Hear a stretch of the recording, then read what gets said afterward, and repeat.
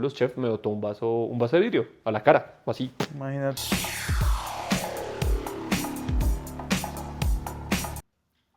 Bueno, el día de hoy nos encontramos en nuestro capítulo número 7 de Aprende a Viajar País CTM. El día de hoy tenemos un invitado bastante interesante. Juan es nuestro invitado. Juan Chef es una persona que se ha dedicado con pasión a la gastronomía y hoy queremos darle un enfoque un poco diferente al contenido. Queremos mostrar cómo se une la gastronomía con el turismo.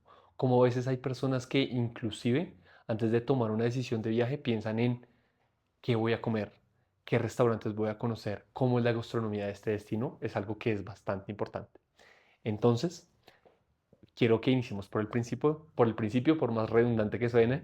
Juan, quiero que me cuentes y bienvenido al podcast.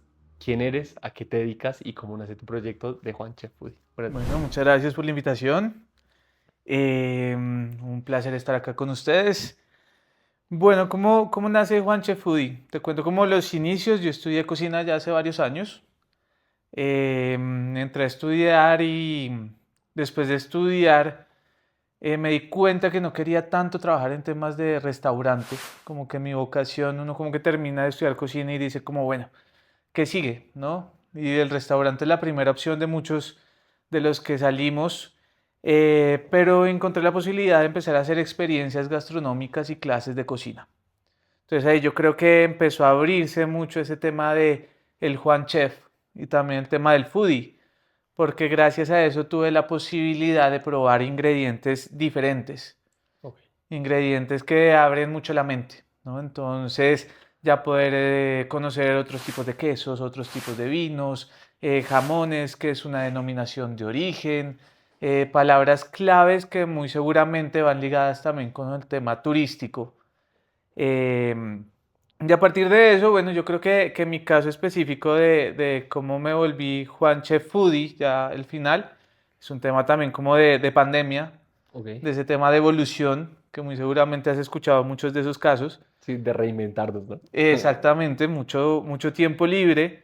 em, y pues lo único que yo había hecho en mi vida era cocinar, pues en mi vida laboral, ¿no? Claramente me puse a cocinar y empecé a grabar.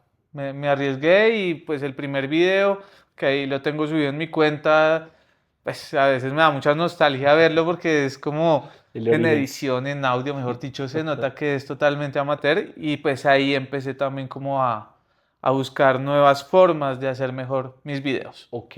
¿En qué momento te diste cuenta que el contenido se podía convertir en un ingreso recurrente? Porque siento que muchas personas lo ven como muy fácil, ¿no? Como, venga, voy a ponerme enfrente de una cámara, voy a grabar, voy a decir cualquier cosa, pero esto realmente necesita constancia, esto necesita pasión, necesita creatividad, tiene un montón de contenidos y de cosas que hay detrás de. Entonces, pues la pregunta es, ¿cómo te das cuenta y en qué momento se vuelve como algo de lo que tú puedes vivir? Porque muchas personas desconocen que, bueno, a lo mejor vivir de redes sociales creen que es fácil, pero no lo es. Claro.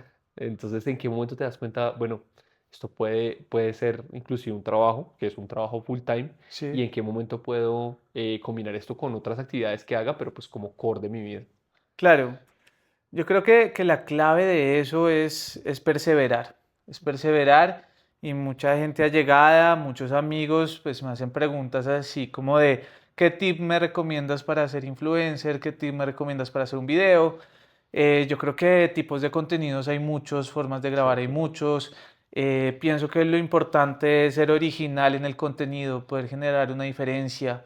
O bueno, es lo que yo intento siempre hacer con mi contenido. Ok. Entonces jugar mucho con mi set, con mis platos, con mis preparaciones. Eso me ha ayudado mucho a tener como un nicho de seguidores como muy fieles a mi contenido. Eso me ha ayudado. Te hablaba también de la perseverancia. Hay videos que en verdad no se viralizan y otros que sí. Y pues digamos que poco a poco ya uno va llegando a esa viralización.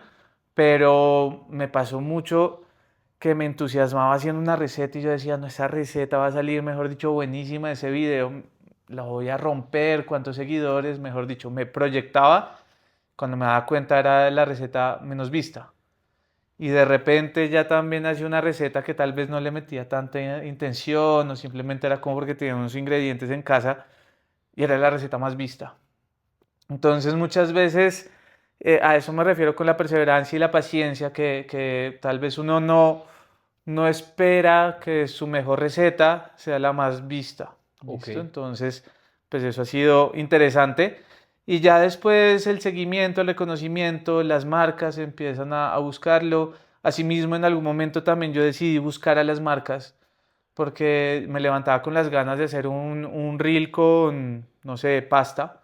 Entonces escribí a varias marcas de pasta si estaban interesados en patrocinarme. Y también pues eso me pareció interesante, como saber cómo vender mi producto, no solo cómo llegan a comprármelo, sino también volver mi contenido un producto adicional, ¿no? Parte de mi portafolio. qué interesante. ¿Y qué crees que hace que un video se vuelva viral y que otro pues no funcione tan bien? ¿Crees que debe haber algo más detrás de eso? ¿Debe haber, no sé, un sentimiento? ¿Debe haber algo? O crees que es como muy al azar y depende más del público que per se del video como tal? Yo creo que es más eso último que tú dices, es más como lo que se muestra. Digamos que en muchas ocasiones también haciendo como la investigación, porque hay muchas teorías también de qué es lo que viraliza un video. Entonces mucha gente dice como no, los hashtags, o puede ser también el personaje, que tú salgas en cámara, que cuentes experiencias, y de repente como que cambiaba y evolucionaba y decía como bueno, voy a intentar hacer eso, a ver si este video viraliza más que el otro, no pasaba nada. Y de repente después volví a mis orígenes y se viralizaba. Entonces como que yo digo que no es meterle tanta mente al tema. Es Ok. más seguir haciéndolo con la convicción de querer transmitir, en mi caso, una enseñanza gastronómica y que la viralización vaya siendo más orgánica. No presionarse tanto en que no, es que tengo que viralizar porque tal cosa o tal otra, sino simplemente relajarse y empezar a hacer la receta y editarla con amor, con cariño. Yo creo que eso se siente a la hora de hacer el video. Constancia, buenísimo. Ahora, un poco lo que tocamos iniciando el podcast es la gastronomía como motivo de vida. Perfecto. Entonces, hablemosle a esa persona que está afuera, que quiere venir, sea latinoamericana, sea europea, sea de donde sea. ¿Qué crees que hace la gastronomía de Colombia fuerte? Que tú dices, mire, estos tres platos de Colombia pueden ser muy interesantes para un paladar del extranjero. Perfecto. Y antes que eso, aquí lo he analizado mucho y siento que Bogotá, que pues es como la ciudad en que vivo, en la que más recorro, se ha vuelto también como un centro gastronómico muy interesante. Hay zonas gastronómicas ya definidas, restaurantes ya muy prestigiosos. Y entonces estamos hablando de una zona G, de una zona T, de Usaquén. También estamos hablando de, digamos, comida más popular que podemos encontrar en sectores ya específicos. Entonces, siento que Bogotá se ha vuelto una capital de la cocina, no solo colombiana, sino internacional. En mi opinión, y siento que así también mucha gente viene a Bogotá también es a probar y a mirar esos que como esos restaurantes novedosos. No, y para hacer un paréntesis, yo estaba investigando un poco el promedio que se tiene de restaurantes, entiéndase como restobares, cafeterías y demás. Tenemos más se estima dentro de 20.000 a 30.000 restaurantes en Bogotá. La cantidad de oferta gastronómica que tenemos es muy, muy grande. Entonces, pues, eso es algo que puede motivar a los turistas a venir únicamente esa parte que es gastronómica. Siguiendo un poco con Claro, el tema, sí, ¿cuáles son esos platos que tú dices como perfecto. son fuertes aquí en Colombia? Mira, hay un plato que para mí es como el plato más curioso de lo bien hecho que está y lo infravalorado mundialmente que es la lechona.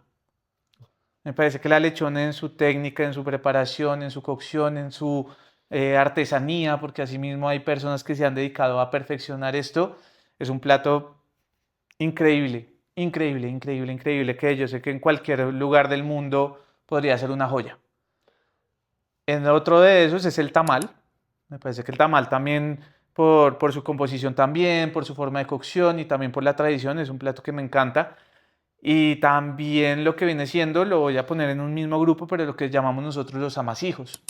Lo que viene siendo almojábanas, pan de yucas, pan de bonos, todas esas preparaciones en las que adaptamos el queso y lo volvimos como algo para acompañar un café, un aguapanela, un chocolate, un pan que lo podemos encontrar en cualquier panadería. Siento que esos son como los tres, los tres platos para mí que son más representativos o que podrían ser muy representativos de nuestra gastronomía. Claro, y entendiendo que pueden tener diferentes preparaciones, ¿no? Porque la lechona que vemos aquí en Bogotá y la del Tolima es muy diferente. Aquí es Claro, como con arroz, en el Tolima te encuentras con una lechona solo de carne, entonces sí, las preparaciones de región a región también pueden ser bastante diferentes. No es, pues el sabor también puede cambiar un poco, pero sí, indudablemente yo también me iría por la lechona, aunque bueno, el paladar también es algo que los gustos también claro, afectan muchísimo, ¿no? O claro, sea, claro que sí. es algo que es muy, muy de la persona. Entonces, entendiendo esto, Ujú. un poco, yéndonos a un tema un poco más gourmet, ¿cuál sería ese plato que tú recomendarías? ¿Crees que tenemos un plato así gourmet que tú recomendarías de nosotros Gourmet te local? refieres como Sí, a como, cuál. o podría ser un plato un poquito más, puede ser de comida de mar, puede ser, sí, algo un poquito más, digámoslo, premium, Sofisticado, puede ser, sofisticado ok. puede ser. Igual todo va también en cómo se sirva, ¿no? Hay muchos chefs que están también como adaptando recetas tradicionales y dándoles otro concepto y mostrándolo de otra forma, que eso también es algo que en Perú pues manejan muy bien, ¿no? Las recetas como son tradicionalmente y como las han adaptado al tema de restaurantes, pues ha sido diferente. Pensaría que una muy buena receta que se puede adaptar de esa manera es la posta cartagenera. Me gusta La mucho posta cómo la cartagenera. emplatan, la salsa que tiene encima, los acompañamientos siempre bien alineados. Creo que es un plato que se puede ir componiendo pues, según el contexto del restaurante para que sea un plato muy, muy gourmet. Ok. ¿Hay alguno de estos platos que a ti no te guste? ¿Hay alguno hablando de platos típicos de colombianos, hay alguno que no te gusta en realidad? Sí, sí, sí. De eso, pues... No, y como rolo yo sé que va muy mal, pero la changua, Uy, no yo tampoco puedo con la definitivamente. changua, yo tampoco puedo con la changua. Y pues no es un plato como que diga como, uy, no lo voy a comer, porque pues acá también te cuento algo que aprendí alguna vez de un chef, y es que el hecho de que a uno no le guste algo no quiere decir que no lo pueda probar y esté mal hecho, ¿sí Sí, me total. entiendes? Es como muy subjetivo. Entonces de repente a mí no me gustan las uvas pasas, pero si me dan un plato que, muy rico que tenga uvas pasas, pues lo voy a aceptar como por proceso gastronómico. Pero entonces, ¿a qué voy con eso? He probado chango últimamente, como más como por el hecho de probar y mirar y comparar, pero es un plato que muy seguramente nunca Sí, prepararía es ni complicado, estaría en mi top. es bien Exacto. complicado. No, y un tema bastante importante es el tema de que la gastronomía y las cosas van cambiando, como todo, van evolucionando. Me acuerdo mucho, yo el año pasado, más o menos en octubre, estuve de vacaciones en Mendoza, nos fuimos con un grupo y pues Mendoza es muy famoso en Argentina por sus vinos, Sí, pero muy, muy famosos y pues tuvimos así una experiencia de esas de lujo, nos quedamos en un hotel, bueno, el mejor hotel que me he quedado en mi vida, se llama Chozos, bueno, una cosa, una experiencia así, pero muy, muy, muy interesante. ujú, Yo realmente no soy amante de los vinos, no, nunca lo he sido, entonces pues fui, aprecié un poco entender la cultura que tienen hacia los vinos y dentro de la experiencia gastronómica, cuando estábamos probando los vinos, los quesos y demás, que lo que digo, no soy amante de los vinos, me gustaron mucho, no, no sé si un poco del storytelling, más el vino que como lo mezclaban con la comida, me gustó muchísimo. Y sí, dentro de la charla nos dicen como, eh, hace unos 10 años se planteaba como, bueno, ustedes tienen que acompañar estos vinos rojos con estas comidas, estos vinos blancos con estas comidas, champaña con, bueno, un poco explicándonos esto y dice, esto se ha revaluado un montón. Hoy por hoy las mezclas están cambiando tanto que hace unos años era impensable pensar en un vino con picante. exacto. Hoy en día puede ser algo que puede ser muy disruptivo, pero podría llegar a mezclarse. Y es que al final hay que entender que el mejor vino es el que a usted le guste. O sea, el mejor vino no Sí, es el más ese es el caro ni el más barato. primer parámetro. Sí, es el que es al que a usted le guste. Realmente es Claro, el vino más rico, el que a usted le guste. Entonces a veces uno pues tiende a pensar como o el vino más caro va a ser el que me va a gustar o el vino más barato pues va a ser el que menos me va a gustar, pero pues en realidad es que los gustos son tan diferentes que es muy difícil, entonces eso me pareció muy, muy, muy interesante de la charla, como ahorita podemos mezclar el vino con el picante, que es algo que sí, no se no es tenía muy en común. cuenta. Hablando un poco del picante, ¿tú cómo lo ves en el paladar de los colombianos? Nosotros no Ok. somos no somos de paladar de probar picante, o sea, los colombianos, nuestros platos tienen cero picante. Sí, ¿Sientes que es un ingrediente que se puede utilizar en los platos colombianos? ¿Sientes claro. que tenga alguna? Porque es que realmente el colombiano en general no, pues nuestro ají es una mezcla como de agua con cilantro, pero eso Sí, de ok, picante nuestro criollo. no tiene nada. Pero ¿lo ves en algún plato nuestro?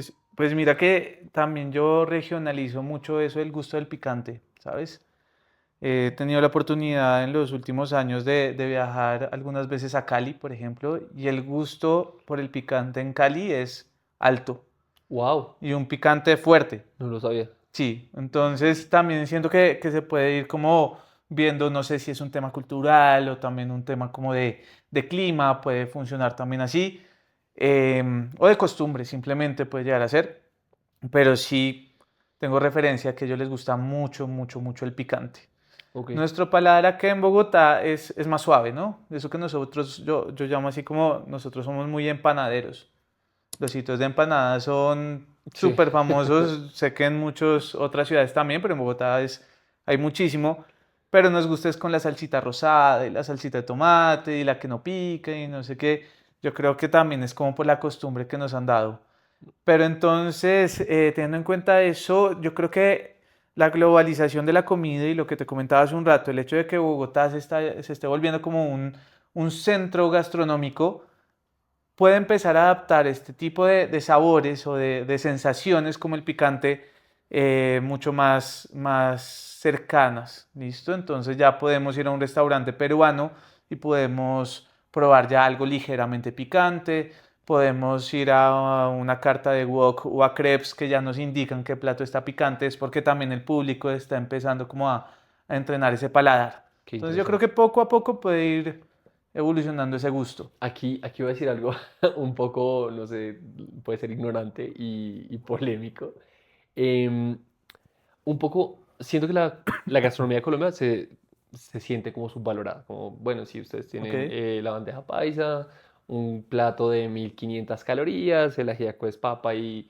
Pero cuando uno extrapola eso un poco a la gastronomía francesa, que es una de las más famosas, sí, ahí no sé cómo uno podría decir, venga, sí, la gastronomía francesa es totalmente superior, porque ahí también entra un tema muy de los gustos, o sea, uno de los platos más famosos de los franceses, que son los caracoles, sí. es un tema de gustos, yo lo probé, yo decía, la sopa de cebolla tampoco me entró, pero ni en Mejor reversa. dicho, fuiste como con la expectativa de Sí, probar sí, va con una algo. expectativa muy alta de, Ujú. bueno, y con el pan de chocolate, pues un pan, o sea, yo digo, bueno, o soy muy criollo, o pues realmente como no, me faltó experimentar muchísimo más, pero siento que sí hay como una brecha o algo que necesitaría entender más de la comida francesa para saber de dónde sale ese gran nombre que tiene. Perfecto. Yo creo que ahí va como la primera aclaración, y es que Francia es la cuna de la comida o de la cocina moderna en cuanto a técnicas, en cuanto a lo que llamamos como que las reglas que hoy en día practicamos en la cocina son base de Francia, Sí, de los total. chefs franceses, pero eso no define el sabor.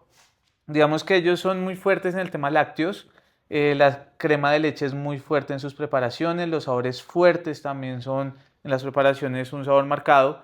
Ahora, si lo comparamos con una comida italiana, por ejemplo, donde en Italia uno va y ya es una experiencia diferente en la comida, pues ahí también podemos empezar a debatir que cuál de las dos es mejor, si la francesa o la italiana, pero pienso que la italiana es más como por un tema de experiencia, de la nona, de la casa, de la pasta, de la elaboración, durante que la francesa se quedó como en la comida de la base, ¿no? La que nos enseñó a cocinar y es la base, y pues lo que tú dices en cuanto a gustos, pero sí pienso que es más ese tema de que Francia es como la cuna y pues ya después los otros países se han adaptado para seguir o mejorado o evolucionado, ¿no? Según el gusto. Y también lo que me comentas de que fuiste a Francia con una expectativa súper amplia de lo que ibas a probar y tal vez no llenó esas expectativas, pasa mucho. Hace unos días hablaba con unos amigos también de ese tema gastronómico y me decían que les gustó, puede ser un facto lo que voy a decir y pues igual es tema de debate y conversación lo podemos hacer, que les gustó más la comida peruana que se vende acá en Bogotá que la que se vende allá. Y lo Wow. decían más con el tema no de que fuera fea o rica, sino que también pasa mucho en muchos lugares a donde voy, sino que muy seguramente acá como que se dedican a hacerla como con un plus arriba, como que el restaurante de comida peruana tiene que llegar a saber mucho mejor en otro lugar del mundo. Entonces, ¿qué les pasó eso? Es un tema que también a mí me ha pasado, por ejemplo, cuando fui hace poquito que estuve en Cartagena, yo no había ido hace muchos años y yo tengo que comerme una arepa de huevo. Si voy a Cartagena y no me como una arepa de huevo, pues mejor No dicho, ¿para fui. qué fui? Y no, no, no. En No, el sitio más popular, junto a la Torre del Reloj, con la señora que tenía su premio mejor arepa de huevo y no. Entonces, tal vez como que uno llega con esas expectativas muy altas, pero también depende de dónde uno vaya a probar, ¿no? sí, ahora que mencionas eso, eso me resuena muchísimo porque hay algo que a mí me gusta muchísimo. A mí, por ejemplo, los tacos de birria me fascinan, Sí, pero soy de esos que prueba bien, bien hardcore. Y yo estaba tan ok. obsesionado de los tacos de birria que yo dije, venga, yo me voy a ir al origen, voy a ir al estado de Jalisco, Ajá. donde se originaron la birria, donde se preparan los tacos originales de birria, y me voy a ir a probar los originales. Entonces yo, pues tenemos una expectativa de que tenemos aquí en Colombia, oferta gastronómica, hablo de Bogotá porque es donde vivo. Entonces, pues uno tiene como en su radar, puede ser un Rogelios, puede ser un Gordo Birria, puede ser, bueno, hay bastantes lugares bastante Sí, interesantes, la taquería también tiene. Entonces, yo me voy con esa expectativa de que me voy a encontrar en el estado de Jalisco sí, para probar estos tacos de birria. Bueno, resulta que los originales son de chivo. sí, O sea, los exacto. originales no son de res, sino son de chivo. Entonces, bueno, vamos al restaurante con mi familia, nos sentamos a comernos estos tacos de birria de chivo. Y yo pues pido el plato más grande, pedí era una bandeja de birria de este tamaño. Yo dije, esto en 2 mordiscos me lo va a comer. Pues cuando comienzo a comer, dije, no, no, no puedo comer más. O sea, el sabor a tierra es bastante fuerte, Ok, pero bastante fuerte. Entonces yo dije, bueno, a lo mejor es por el chivo. A mí no me gusta el chivo, bueno, es otro animal, todo bien, cambiemos de plato. Cambio de plato, digo, tráeme un taco de birria, pues de res, sí, para probar otro sabor. Voy con el taco de birria y yo, ¿dónde está no, la...? yo, ¿será que a lo mejor el taco anterior me dañó este? Entonces, bueno, dije, es el restaurante más famoso que tienen acá. Vamos a intentar alrededor de México. Voy a seguir intentando con los tacos hasta conseguir ese taco de birria que me haga decir, tengo un orgasmo en mi paladar. Sí, Entonces sigo probando y no me encuentro con un taco como los de acá. Y yo digo, pero ¿cómo puede ser posible? Yo voy, siempre que veo a un amigo mexicano mío, les como, venga, marica, lo invito a que pruebe nuestros tacos y lo reto a que usted me diga que realmente acá son malos, porque es que la diferencia era mucha. O sí, sí, sea, sí, claro. los tacos en México, en los principales restaurantes a donde fui, se servían de una manera muy diferente. Entonces no era como la carne desmechada o la carne, sino era la carne completa. Entonces, te das de cuenta, tu taco, Sí. la carne y listo. Entonces, eso tenía una diferencia, bueno, que lo servían así. Y lo intenté en varias ocasiones y quedé un poco frustrado, ¿sabes? Quedé un poco frustrado como, ¿cómo puede ser que sea mejor? Y a lo mejor no es porque sea tropicalizado, porque uno diría, bueno, es que en Colombia no tiene picante. Pero Exacto. es que yo sí me lo como con picante. Yo sí como hasta que me duela. O sea, yo como picante mal. Sí. Entonces, no sé si sea la experiencia de tropicalizar, pero ahorita que mencionas lo de Perú, me ha pasado con varias cosas, como cómo puede ser mejor en Colombia que en México.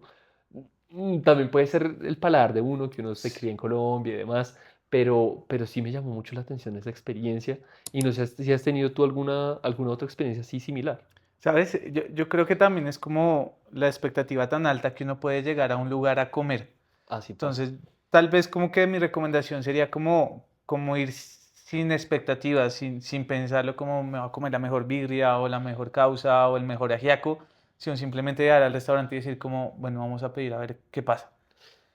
Y eso hoy en día, pues que tú también lo conoces por estar en el gremio, pues uno se fija mucho como en las referencias que hay en Google Maps, por ejemplo, los rankings, las calificaciones, en fin.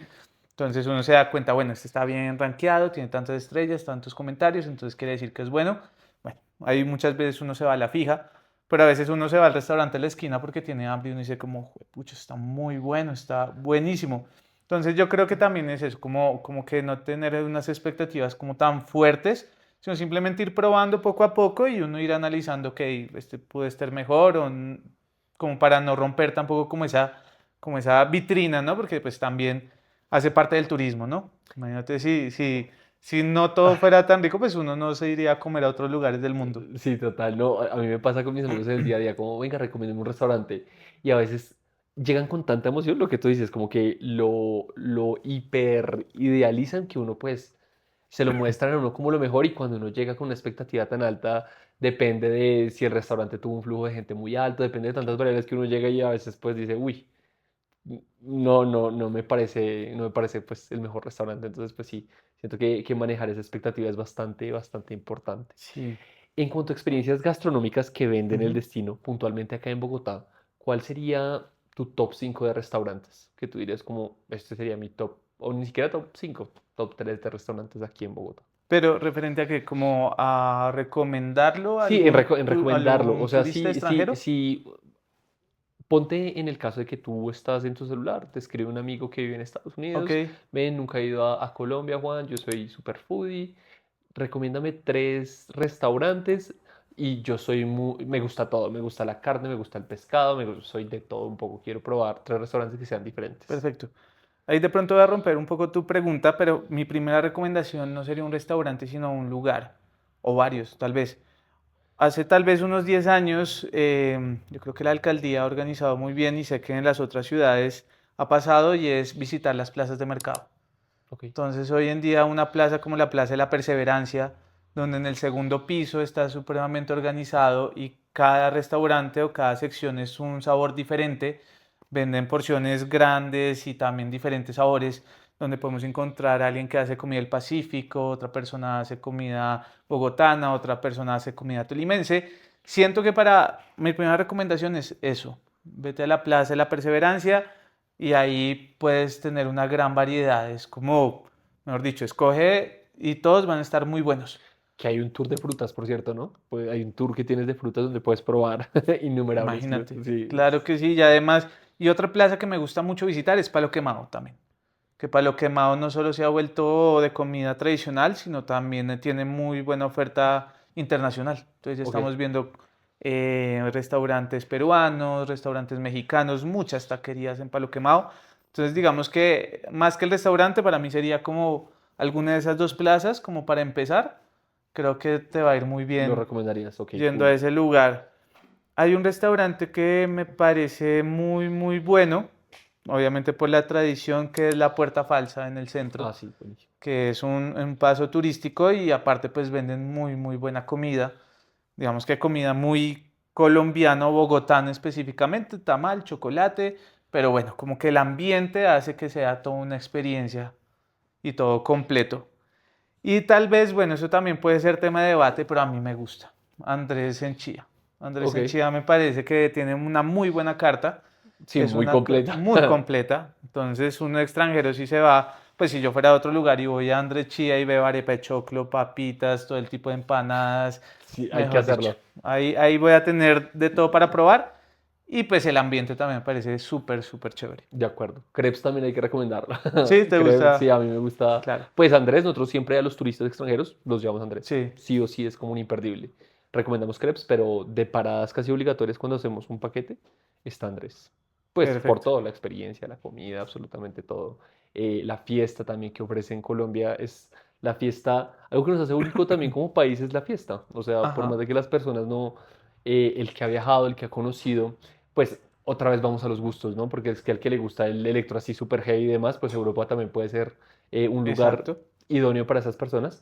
Pero aquí en Colombia el tema de la fiesta es bastante fuerte, es bastante interesante y no lo vas a encontrar en ningún otro lado. O sea, no lo vas a encontrar en Estados Unidos, no lo vas a encontrar en Europa, no lo vas a encontrar en ningún otro lado que lo que puedes llegar a vivir acá en Colombia. Es un tema bastante interesante. Perfecto. ¿Tú recomendarías comer en la calle acá en Colombia? Si una persona, de nuevo, un extranjero te dice, Juan, mira, quiero ir a Colombia, me gustaría, yo soy de comer en la Ok. calle, ¿lo recomendarías? Depende. Hay gente que hoy en día ha encontrado en la calle una buena forma de venta y hace las cosas bien. Y me refiero a hacer las cosas bien tanto a cuanto a sabor, a técnica y también a todo el tema de salubridad, ¿no? Que yo creo que comer en la calle lo que más uno se puede pensar es qué tan sano es comer en la calle. Sí, total. Entonces, pues ya he conocido, tal vez no he ido tan seguido, pero personas que ya están poniendo su barril en la calle y ponen su carne y la dejan asar y venden como su picada. Siento que comer en la calle hace parte del mundo, ¿no? Así como te puedes encontrar frente a la Torre Eiffel a alguien haciendo crepes o puedes encontrarte en Japón a alguien vendiendo una receta típica de allá, pues comer en la calle en Colombia también hace parte del turismo.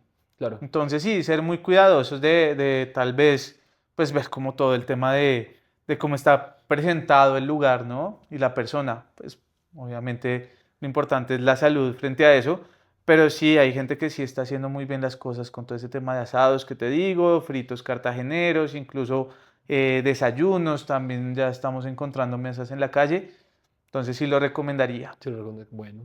Y algo que me tiene con esa pregunta ahí rondándome en la cabeza, Sí. porque es que yo lo viví, yo pues hice mi carrera en el exterior, viví en Suiza pues un tiempo bastante largo y tuve que hacer unas prácticas en cocina, ¿no? Entonces tuve que hacer unas prácticas en cocina, fueron bastante duras porque el lenguaje en la cocina Ajá, es lenguaje militar, es lenguaje que entra con letra y sangre.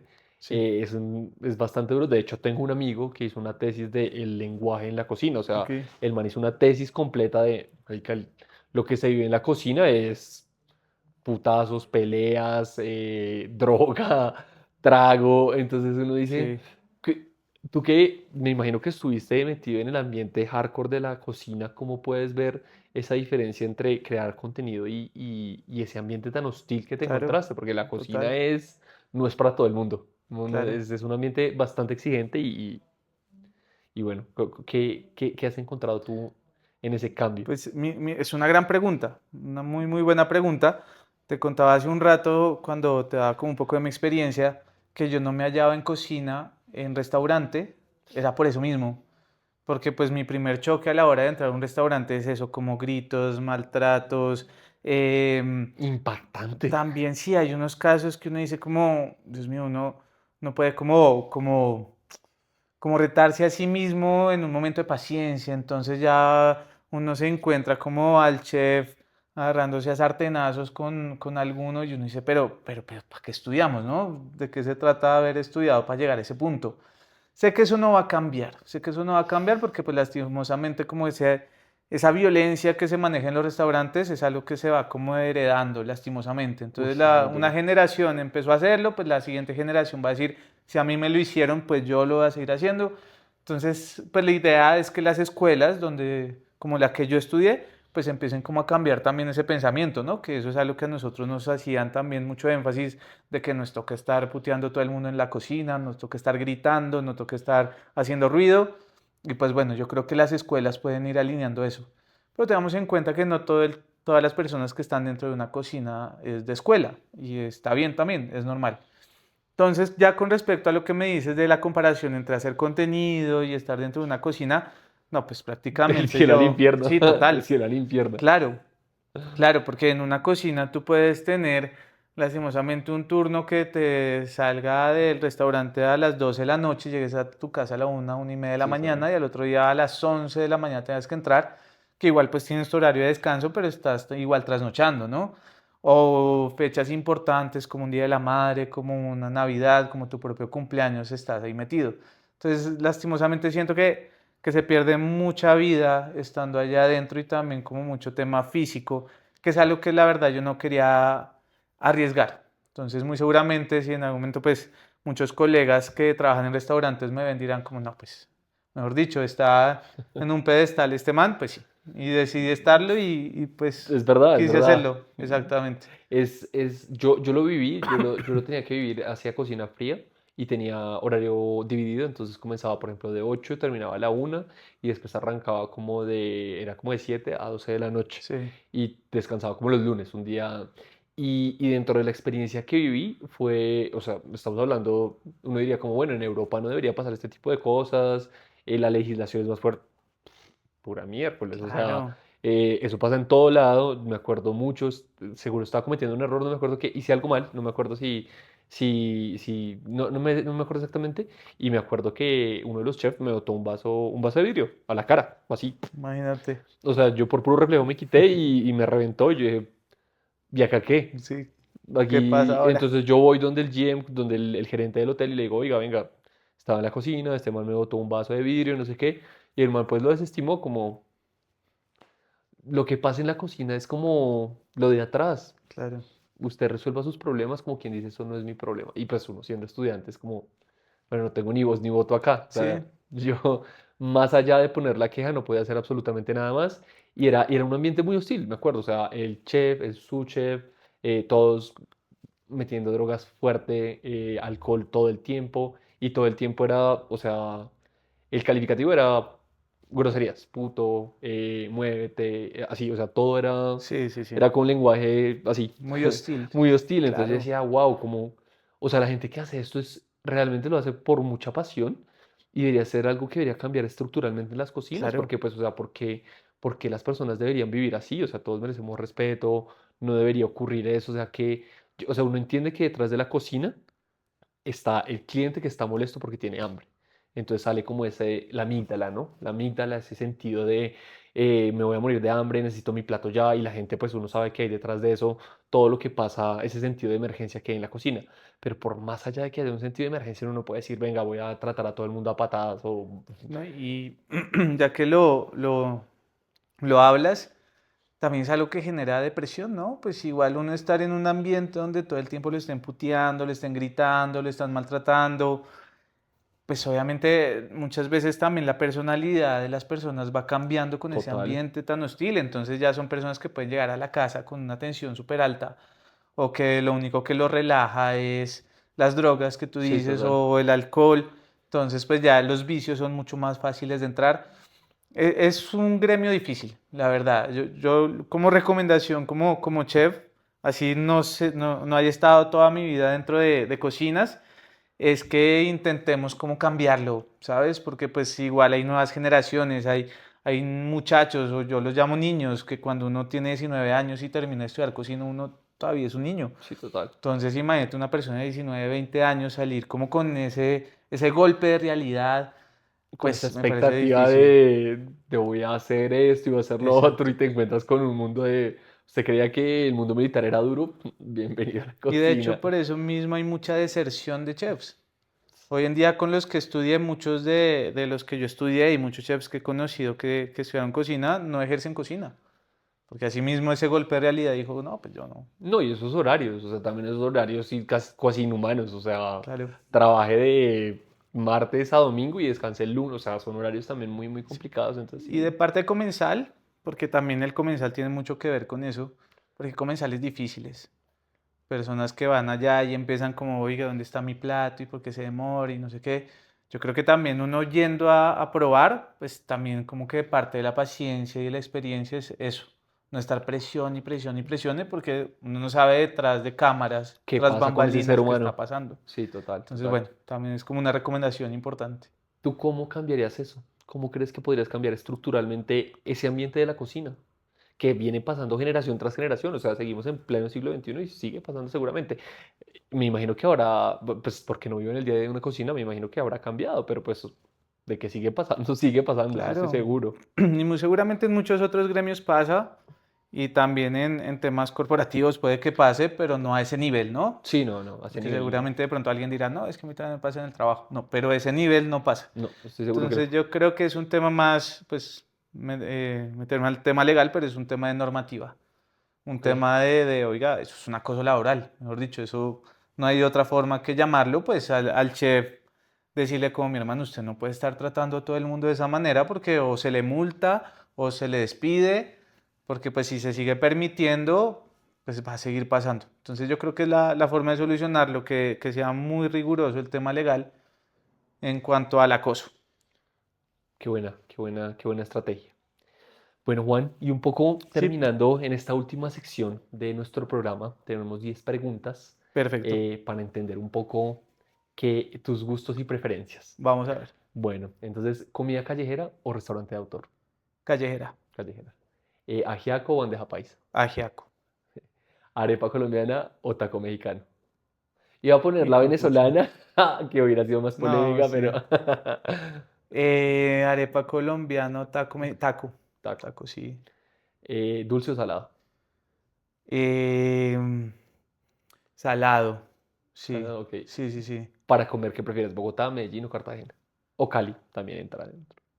Para comer, ¿cuál prefiero? ¿Bogotá, Medellín, Cartagena o Cali? No, Bogotá. Bogotá, Bogotá, sí. indudablemente. ¿Un plato colombiano o extranjero? O sea, ¿comida local o extranjero? Esa es Local. complicada. No, local. Local, Sí, sí, sin sí. dudarlo. Sí, sin dudarlo. ¿Un destino al que volverías solo por comer? Italia.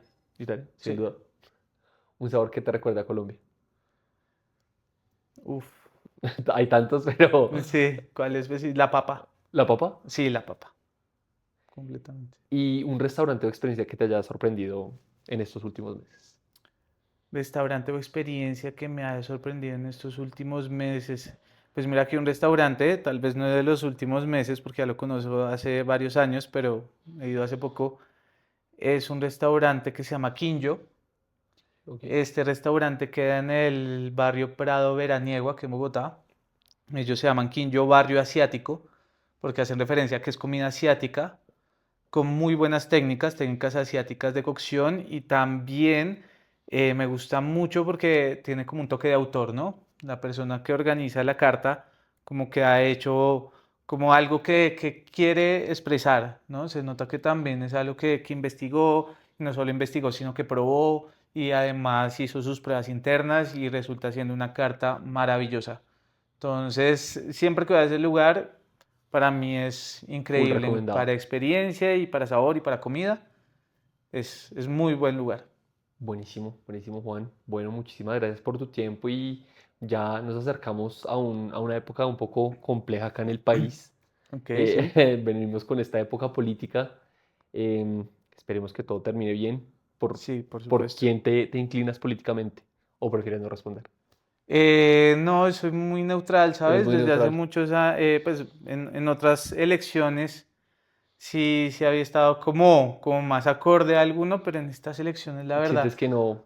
siento más bien faltando 2 días que va a llegar frente al tarjetón y en ese momento no sé si voto en blanco, no, no sé qué Has irá estado bien pasar. indeciso. Pero así que te diga como voy a votar por este, por eso, por esto, no, la verdad No, no no, lo no lo tengo tienes. claro. Bueno, sí, estamos a tan solo 2 días y bueno, siento que es muy importante que todos votemos independiente por quién sea el candidato. Debemos Sí, ejercer ese voto